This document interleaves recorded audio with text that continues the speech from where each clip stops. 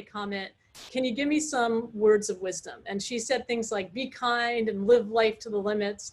And I came back from that trip and I was looking at approaching 50 and thinking about what the next phase of my life was going to look like. And I wanted more role models in my life, like my grandmother. And so I sent out an email blast to my friends, family, and all the alum I've taught over the 26 years I've been at Cal Poly.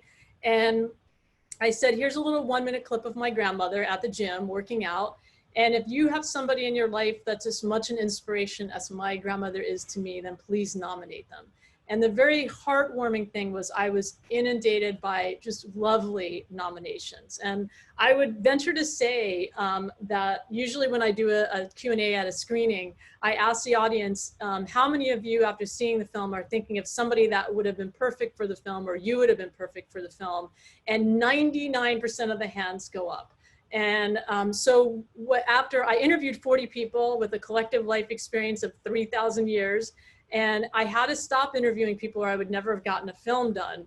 So one of the things that I've done is we're doing a lot of intergenerational projects where we're connecting colleges and high school students with elders and getting them to use the questions that I use in the film. I took about 4 or 5 months to come up with 20 questions that I asked everyone the same questions, because Ryan and I were talking about before we all got on this call, it's really hard to start interviewing somebody without having kind of a framework to do that. You know, you just say to somebody, well, tell me about yourself. That's kind of a too open-ended question. So on our website, there's a place where people can share their stories, and the questions that I asked everybody are on the website. Because one of the things that I realized when I was doing the research for the film, or that I found out, was that the last 100 years is the first time in human history that we've looked to anyone other than our elders for advice. And I really feel the world is suffering as a result. And so my passion now has really become making these intergenerational connections and trying to get people to collect people's stories of our elders. So I hope that was a good introduction, Ryan.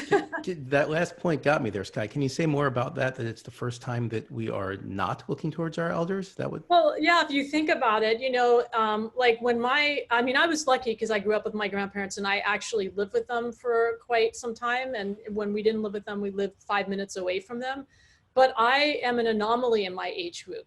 In my mom's age group, it was not uncommon for the whole family to live like in one building or down the street from each other, or, you know, and so that collective wisdom was there. And now we, unfortunately, younger people tend to Google it instead of asking an elder.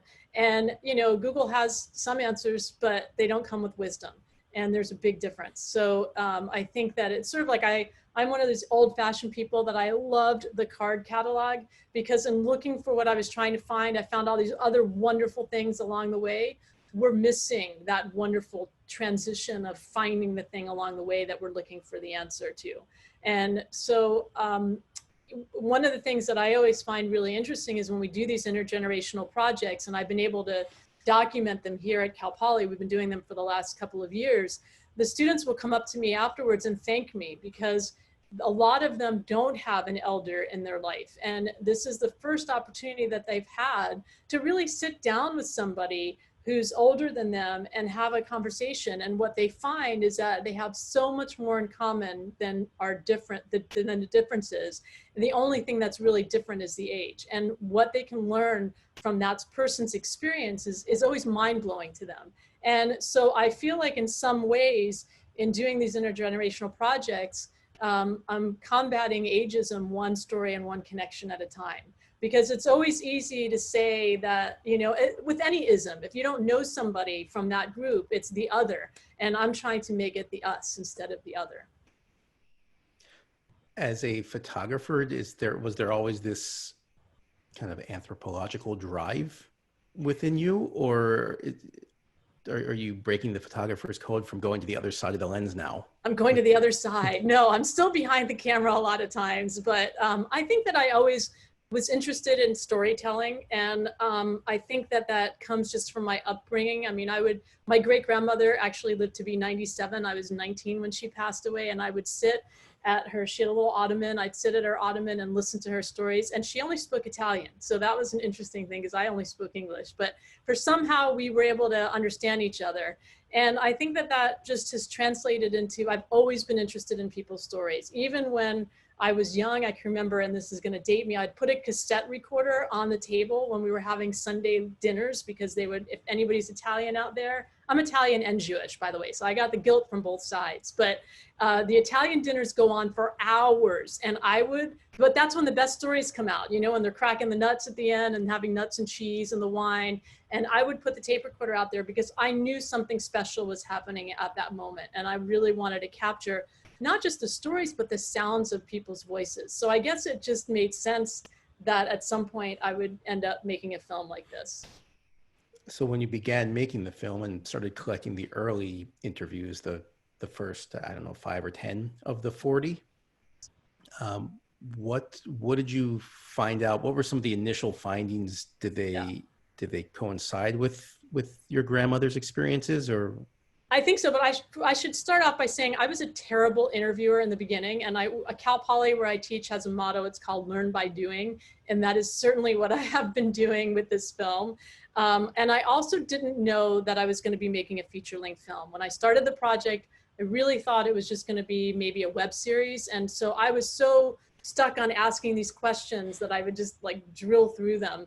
And I don't think I got my head out of the sand until I interviewed Marion Wolf, who, for those of you that haven't seen the film, she was Jewish, is Jewish, and grew up in Berlin. She ended up in Vienna, Austria, and at the age of 8 years old, came over on the very first Kindertransport from Vienna, Austria. And when I didn't know her before I started doing this project, and when I interviewed her, she pulled out the cardboard number that she had put around her neck when she was 8 years old. She still had that cardboard number. And I get chills when I think about that, because at that moment, I realized, okay, this is something so much more powerful than I first thought it was going to be. I don't think I was taking it, not that I wasn't taking it seriously, but I really didn't know what I was going to do with it until that moment. And then I realized, okay, this is not just about the wisdom that these people have. It's also about these incredible stories of resilience and how they've overcome these obstacles in their lives. And these stories really need to be told. And so I think my focus changed. I learned to ask the follow-up questions. The people that I interviewed in the very beginning, like Lucky Louie, I think I interviewed him probably 10 or 12 times, partly because I loved hanging out with him, but also I just got better as I was doing the interviews, and I knew the questions to ask. And, you know, one of the things that came up when he talks about I asked him to talk about, he says he's still married to his wife, and you can feel that when you talk to him. And I think it was a couple of years into the project that I finally got the courage up to ask him, how do you deal with the loss when you lose somebody like that? Now, I could not have done that when I first went in and started interviewing him. I had to develop a relationship, and we had to have been friends for me to even feel comfortable asking that question. So I think there was a beauty in giving myself 4 years to do the film, because I was able to go back to some of the people and do those follow-up interviews and really, I think, get to their story on a very deeper level. Because again, Lucky Louie is somebody I didn't know when I started this film. So he's like one of my best friends now. I'm so lucky to have a 97-year-old best friend. So as you went back and got to ask some of the follow-up questions, what were the common themes? And let's, if you can, focus on the ones that you would want to take away and share as advice for any of us who's looking to live a well-lived life. Yeah, that's a really good question. And I would say that there are 3 definite themes that kind of emerged with all the people that I interviewed. And just to be clear, I was not interviewing a cross-section of people 75 and older. I really was looking very specifically for people who could be my role models, who were positive and who I wanted to emulate. So I should just say that up front.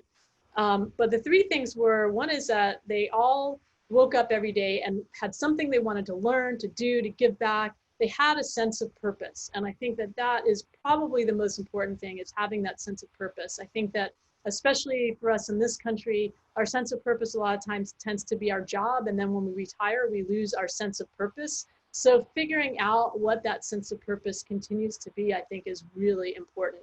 And then I think second, is that they were all had a good support system, whether it was family or friends. And the interesting thing was it didn't necessarily have to be family, it could be friends, but they were all connected to people. I mean, for example, and I love this, during this pandemic, Marion Wolf turned 90, and her husband, who's also 90, figured out a way to have a virtual Zoom birthday party for her. I mean, he called me up and he said, can we make this happen? And so, but he was still able to figure out a way to stay connected and to have that happen. And then third, I think it's a bit of a cliche, but there's a reason for that, is they really saw life as a glass is half full rather than half empty. And I think that Evie Justison says it best, where she says, there are many times where you can't control the things that are happening around you, but you can control your attitude about how you're dealing with that. And I think of that so often as we are all going through this pandemic, and that's not something that we can control. But what we can control is our attitude of how we deal with it. And so I think, Lucky Louie has one of my favorite phrases of the film is he says, happiness is a state of mind. You can be happy with what you have or miserable with what you don't have, you decide. And I think especially going through this, we could all look at the things that we don't have anymore. Like I missed out on several trips and, I can't see my mom and all these other things, but I can still walk over to Lucky Louie's and see him every morning that I choose to. And I am close enough to the university where I can walk on the campus and enjoy being outside. And I have a roof over my head and food on the table. And so learning to be happy and grateful for the things that we have rather than thinking and dwelling on the things that we don't have. So I think those are the common elements, really. Do you think that will shift to go back to your earlier point of how this is the first time in history of Western civilization that we're not living in close quarters with immediate family and without the sage advice of the elders? Fast forward to 50 years from now and trying to do this all over again, do you see society shifting where the lives well lived will look different? Is this also a timepiece? Well, I think it's a timepiece, but I think in 50 years you could do another timepiece, and we'll be talking about, what happened during this time and how did people come together like this, doing a Zoom meeting like this, where it makes us feel a lot less alone because we've come together to share stories and to find our common ground. And so I just think that it will shift. And one of the things that I think that's remarkable that's coming out of this time is the learning how to use technology to bring people together. I mean, this would never have happened if it wasn't for technology, that I could be talking to 60 people who could be anywhere in the country, and I'm here in San Luis Obispo, and we can have this shared common experience. So I just think that it will be different, and I hope that it will be better. Other than Lucky Louie, have you been in touch with any of the other subjects of the film during the pandemic? Oh yeah, Marion and Paul, Evie Justison, Blanche Brown, Susie Edo Bauman. I'm in touch with all of them. I mean, I feel like my grandmother gave me the greatest gift in the world, which is I feel like I have 40 new grandparents. And it's really, there's not a day that goes by that I don't miss my grandmother, but I am so blessed that I have all these other amazing elders in my life that I call my friends, that I can count on and call and email with and be close to. And so I feel very lucky. Do you think that they specifically are better equipped to manage during this time because of their outlooks and philosophies that have taken them this far? Well, I think that I think they're resilient and they've gone through tough times. And I think that for me, their resilience is really has helped me get through it. I think of them and I think of even before this pandemic. I mean, all of us wake up on the wrong side of the bed some days, but I think about the people in the film and what they've been through, and I very quickly give myself an attitude adjustment. And I think that that's, so I think that for me, they're my heroes, and they're what I aspire to be like, and can only hope to be half the people that they are. So they're definitely the inspiration that keeps me going many days. It's wonderful. So this obviously for you is not I mean, it's more of a way of life rather than a film, a documentary that has a beginning, middle, and end. This, and it seems Yeah. like something you can carry with you and speak to even well beyond once the film's 10 years old or 20 years old. That's that common theme. It's humanity, really. Right. Uh, I think it's an evergreen film, which is that no matter when it's shown, people are going to resonate with it because of the stories that people talk about. And I think also one of the things that was really important to me was finding footage of people when they were young and in that moment, so that you really can connect with them in a very different way. It's one thing to hear the story about or read about people going through the kinder transport. It's a very different thing to see Marion Wolf actually getting off of the boat when she's coming off the kinder transport, and you're 8 years old. And every time I see that, and I know it's coming, I think, oh my God, what was I doing when I was 8 years old? Would I have been that brave to be able to do that, to go to a foreign country without my parents, where I didn't speak the language? And I'm assume she must have felt just totally shell-shocked. And what was that like for her? And my life was so easy compared to that. And I think that seeing those images of people at that age really connects you in a very different way. So no matter when the movie is shown, I think people still resonate. There are times when I know something's going to happen, and I'm not going to give it away for anybody that hasn't seen the film yet. But there are times that literally I tear up, and I know what's coming, and I still tear up when I hear the stories, And there are other times where I know I'm going to belly laugh because somebody says something so funny, and it's just that is the beauty of a film like that. When I took a year to re-edit the film, and I really looked for 3 very important things in everybody's story. One was a very poignant moment of something that happened in their life. The second was a word of wisdom. And the third was some humor, because I think Marion says it best, that in really tragic times, sometimes the way that you get through is through humor. And I think we all need to have that. We need to have that balance of humor and the trials and tribulations. And without that, life is just too hard and too serious. And so having that humor is something that's really important. you've created a wonderful template for the world to use and to share. I'm wondering, given the fact that everybody's more or less homebound now, how would this film have worked for you had you not been able to get up close and personal? If it had to be done over a distance, these Well, I mean, I interviews. think you can do it through Zoom. You could do Zoom interviews. It doesn't have to be video. It could be written. Like I said, and I will share with Ryan and Abby a bunch of links. So any of you that want to go to the website and share your story or the story of a loved one, you can do that. And I think it's just a matter of taking the time. And I will tell you that one of the biggest regrets, because I did ask people if they had regrets, one of the biggest regrets that people had, which isn't in the film, so you're getting a side thing about without seeing the film, is that they wish they had asked people that had passed away certain questions that they never got the answers to. And for example, Paul Wolf, which I thought was really interesting, he grew up in Hamburg, Germany, and he's also Jewish. And his parents sent his 2 sisters on a kinder transport, but not him. And he has always wondered why his parents didn't send him.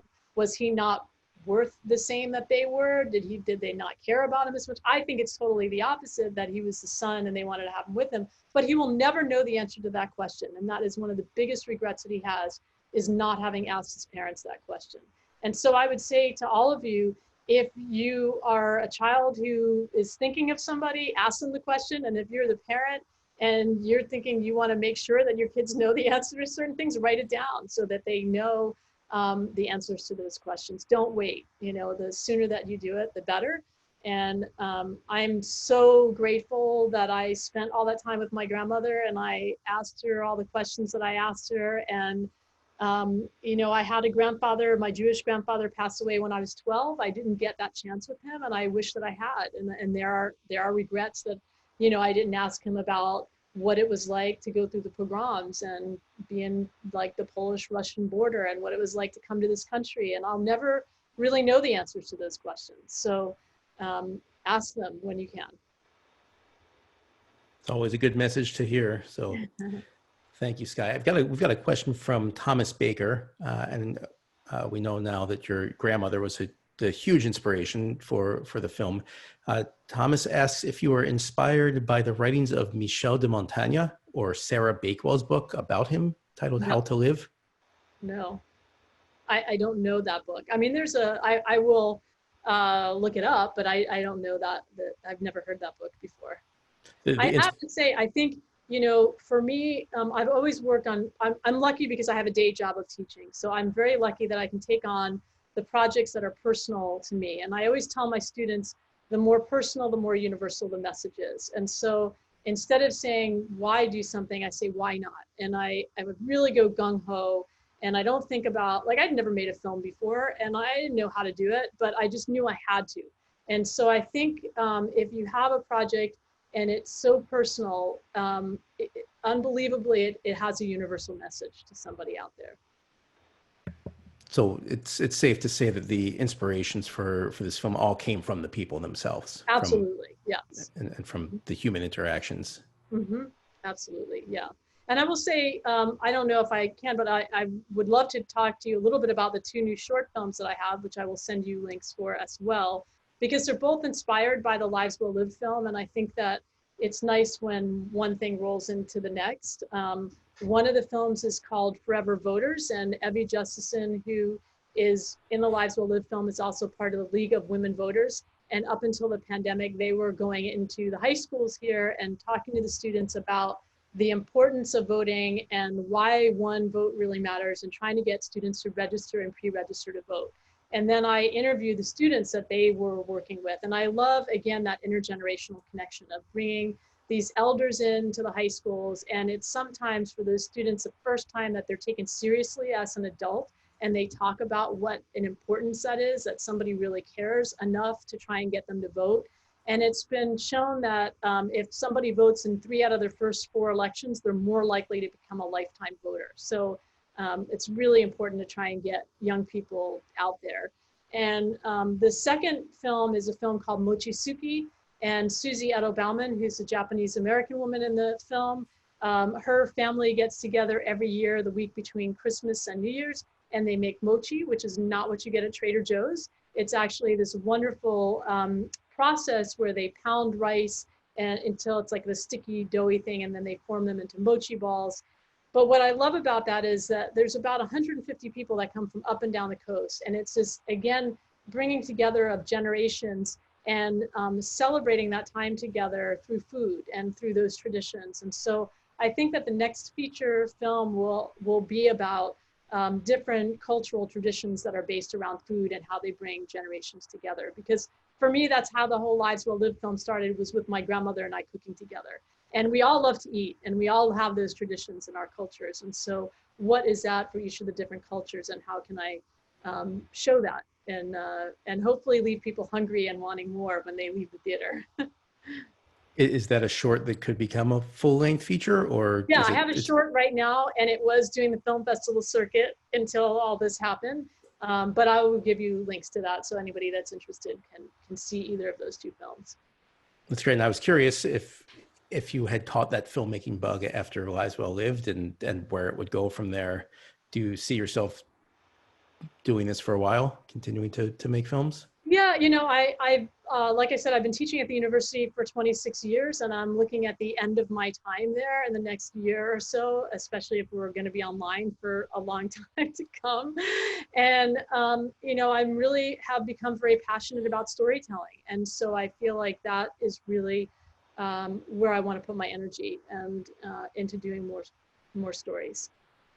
That's great. Just got a really interesting question from Lisbeth Springer. She asks if there were any noteworthy differences between the lives of the story, or the stories of men and women. Women are better storytellers, except for Lucky Louie. I would say in general, women just, I don't know what it is, but we have the gift of gab. And, but Lucky Louie is an exception. I don't know, I did end up with more women in the film than men, and it really was in truth because the women were better at telling the story on camera. And for example, I had interviewed a Japanese American man because it was really important to me to get the Japanese American story of what happened during World War II, and to talk about the fact that we interned a group of our own people in this country. It's really easy to say, oh, all that stuff happened over in some other country, but to look inward is a little more difficult. And I usually met with people before I interviewed them and just sat down and talked to them. And this one man was up in the Bay Area, a friend of a friend, and I took a chance and I went up there and I did the interview, but he had a great story, but he just couldn't tell it. And then I met Susie and I was like, she is golden. I mean, she's telling the story in a way that is riveting and everybody's going to be engaged with it. And so I would say that that's really the biggest difference that I saw. I think men and women were equally as happy and doing things that they love doing. And so I don't really think I saw a huge difference in terms of that. Were there moments like that one when the camera's rolling and the interviewee is answering the question and you're just thinking to yourself, this is gold, and this Absolutely. is it right here? Yes, and I also learned this trick, which any of you can use, which is sometimes people will say something, but it runs on and you can't use it in the film. And so I would, see, now everybody's going to know my tricks. So if I ever interview any of you, you'll know. But I would say, oh, that was great, but I forgot to turn the recorder on. Can we do it again? And can you talk about this part, just this one part?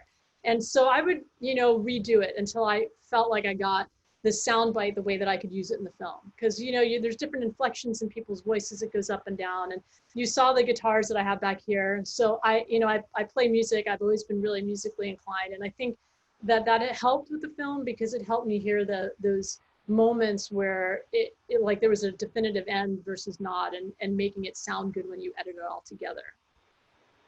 That's very interesting. Yeah.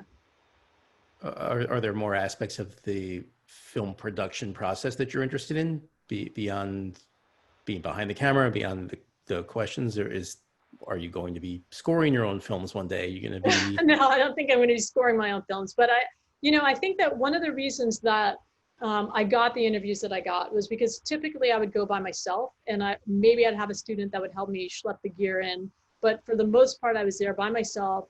I just would have 2 cameras set up, usually maybe a light, maybe just bouncing light back on, minimal gear. And I think people knew, one, that I was doing it out of a love of my grandmother, and they could see that, they could sense that. And 2, we really just had a conversation back and forth. And I think that it's really important if you're interviewing somebody to make them feel really comfortable and make them feel like they can tell you anything. And I was interviewing Emmy Cleaves, who is a yogini. She does the yoga that I do, and that's really why I wanted to interview her. And I always do research on people before I interview them, but she, out of the blue, told me this whole story about her escaping Riga, Latvia, and being left on a train platform as her mom got on the train and it went away, and she was 16 years old. And I was interviewing her because of the yoga aspect. I had no idea about this whole other thing. And in an instant, I had to pivot and realize this is the story. The yoga is secondary. This is the story. And how do I now start asking the right questions, which I am completely unprepared for. But oh my God, I can't believe she just revealed this and opened up in this way. And as an interviewer, I think you have to be open for that. And in the beginning, that's why I said I was a terrible interviewer in the beginning, because I just would go down the list of questions. And as I got better, I realized this is an opening, take it and go in that direction. And I think that that's really important. And then also, I learned to leave a lot of space for silence, because in those silent moments are sometimes when people start talking and amazing stories come out. And if you just, I always tell my students, if you go on an interview or you're working for somebody for the first time, listen twice as much as you speak, because it's amazing what you will learn if you really are engaged in listening and are an active listener. And that sometimes means just not saying something for a while. That's great. You got me to break the silence there. There was no chance I was holding. I know that one about myself. And for everybody out there who has any questions for Skye, please feel free to use the chat function. We've had a few come in. Got another one just now from Jean Golden. Jean agrees that it's important to ask family members questions while it's still possible. Yet oftentimes it is too late to ask. Do you think that many of these unanswered questions are too painful for people to ask, as well as too painful for people to answer, and therefore they're never dealt with? I think there's some truth to that. I mean, as I mentioned, my Jewish grandfather, I did try to ask him a few questions. I mean, I was young, but he had such a traumatic experience, and he had lost some family members to pogroms. And I got him to talk about it one time, and it was just too painful for him. And so I do think that that is the case. But I think that it's okay to keep trying, and people will let you know that it's too painful when it's too painful. And now I would say if it's too painful for somebody, maybe it's easier if they write it down so that we can have this as a family record. You know, maybe it might be too painful for them to actually talk about it, but they might have something cathartic that happens in being able to write it out. And so there are different ways maybe to approach it.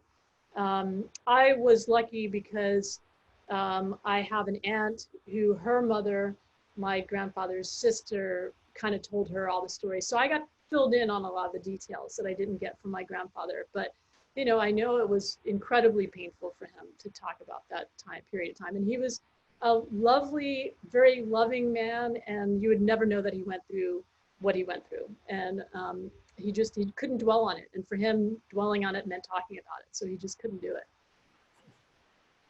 And the film, Sky, just to be sure, it's available on the Lives Well Lived website, right?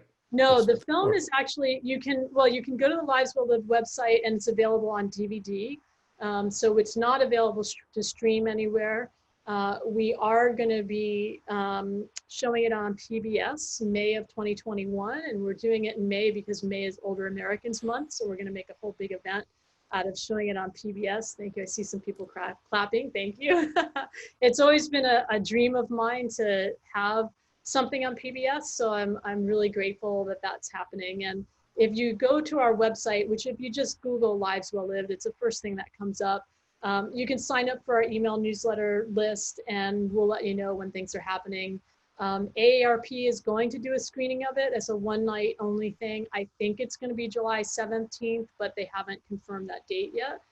So that'll be the next big piece of news that comes out, and that's pretty nice to have their stamp of approval as part of their Movies for Grown-Ups series. They're doing it, so that's really terrific. That's wonderful, Sky. And for everybody here with us, we will send out an email after the event that lists the links and any other notable sources and sites that you'd want to be informed of. So that's terrific. Another question coming in. Bonnie Graff says, for her father's 75th birthday, she wrote a book telling the story of his exodus from Russia in 1918. Her grandchildren now have a bound book that keeps his story alive, and they're impacted. Just a recommendation that everybody does something like that. Sky, you seemed with the call for the casting call you put out through friends and with your grandmother as the archetype.